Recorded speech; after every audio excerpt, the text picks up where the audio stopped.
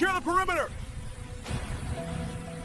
It was raining that Thursday afternoon in Lagos when police officers stopped a silver Range Rover at the Lekki Junction. The windows were dark. Many rich people drove cars like that.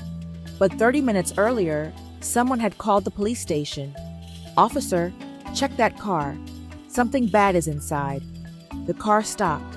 The door opened. A man stepped out. He wore white clothes, very clean. His tie was red and bright. His shoes made no sound on the wet ground. His head had no hair and it was shiny.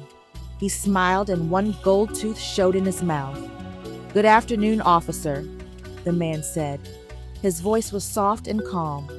"I am Reverend Solomon Okafor. I lead Victory Flame Cathedral.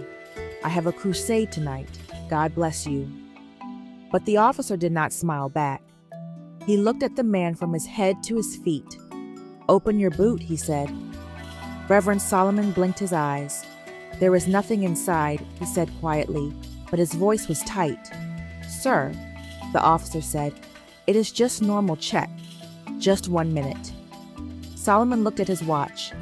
"I am a man of God," he said. "Please, I am late already. People are waiting for me." "Just open the boot, sir," the officer said. "You will go soon." But Solomon stood there without moving. Then slowly he put his hand inside his jacket. He brought out plenty foreign money. The money was thick like a loaf of bread. He smiled again. "Take this, my brothers," he said. "Just forget the boot. Let me go and do God's work." The air changed. The officer stepped back. One of them shook his head. "We don't want your money, Reverend. Open the boot now." Please help me by liking and subscribing to this video. Comment where you're watching from and what time it is over there. Let's continue. Solomon's hand dropped. His smile disappeared. His body became stiff like wood. The officer moved forward. "If you will not open it, we will open it ourselves." They walked to the back of the car. Solomon walked slowly behind them. Sweat was mixing with rain on his face. The boot made a sound and opened. The world stopped moving. Inside the boot, wrapped in white cloth, were 2 human heads. They were fresh. Blood was still coming out. The smell hit everyone like hot pepper. One officer covered his nose. Another one shouted, "Jesus Christ." People brought out their phones. Some people ran away. Some screamed. Some fell down. One old woman in the crowd fell on the ground crying. "No, no, no, not Daddy Solomon. The healer, the giver, the preacher. Now he had death in his car." Before the sun could go down, the whole of Lagos was shaking. Phones were ringing everywhere. People were shouting. Some sat on the ground with their hands on their heads. Others were crying like small children. "God forbid," people said. "Reverend Solomon, no. It is a lie." One woman cried inside a bus. "He gave me rice last Christmas." Another woman said, holding her chest like her heart wanted to run away. Reverend Solomon was not just any pastor. He was the one who paid school fees for children. He paid house rent for poor people. He prayed for men without jobs. His hands were always open to give, not to hurt. People said he cannot even kill a fly. His smile was warm like sunshine. His voice was soft like a pillow. Children called him Papa. Women called him Man of God. Even the women selling in the market would bow their heads when he passed by. But now police were saying something that shocked everybody. The heads inside the boot, they said, belonged to his own daughters, Aminat and Blessing. The same girls he told everyone were studying in London. One woman in the market dropped her basket and screamed. London? He said they were doing master's degree there. Men sat down quietly. Nobody spoke for some minutes. A teacher whispered, "What kind of father will do that?" And nobody could answer because the answer was too heavy. The news moved fast like fire on dry grass. From Mushin to Ikoyi, everyone was asking the same question. Why would he do it? But nobody knew. And the air in Lagos was no longer fresh. It was full of confusion and fear.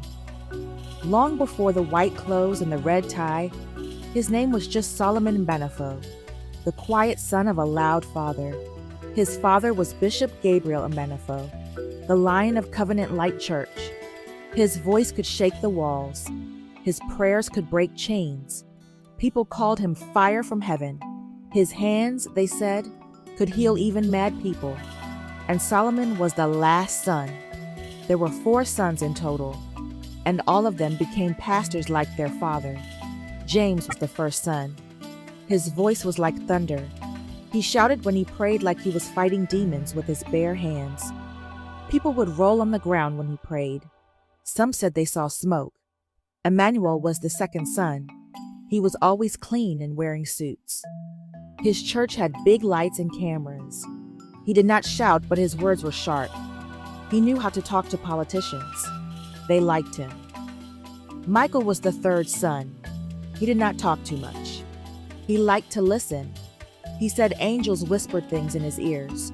He would close his eyes, lift his hands and say, "I hear something. I hear." People would cry and fall down when he touched them. Then there was Solomon, the last son. He did not shout. He did not wear big suits. He did not say angels talked to him. He just prayed gently and slowly like a soft breeze. When their father died, Solomon took over the old church. He changed the name to Victory Flame Cathedral.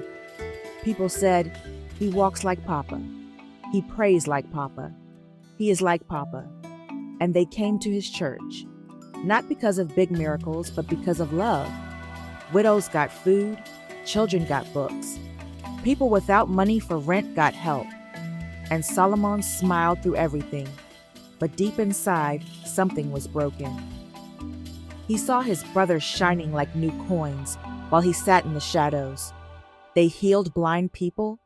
He just read Bible verses. They traveled to other countries. He walked to morning prayer on foot. And even though people clapped for him, his heart was empty like a drum with no stick inside it. He wanted fire, but he only had water. And this thing started one Sunday evening when something happened that would change Reverend Solomon's life forever. It was a big crusade in Abeokuta. The whole town came together. The stage was big, the lights were bright, the crowd was loud. All 4 brothers were there.